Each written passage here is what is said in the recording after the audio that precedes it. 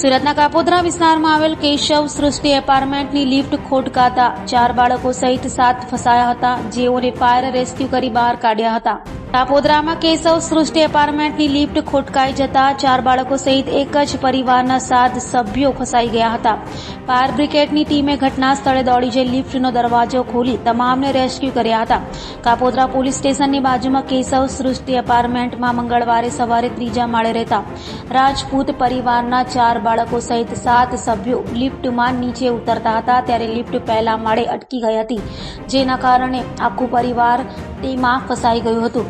ગભરામણ થવા માંડતા પરિવારના સભ્યોએ બૂમાબૂમ કરી મૂકી હતી, તેથી એપાર્ટમેન્ટના રહીશો તેમની મદદે દોડી આવ્યા હતા. બનાવની જાણ થતાં ફાયર બ્રિગેડની ટીમ ઘટના સ્થળે દોડી ગઈ હતી.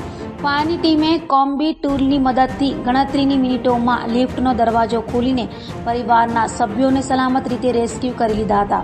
લિફ્ટ ઓવરલોડ થઈ જતા બંધ થઈ ગઈ હોવાનું કારણ સામે આવ્યું હતું.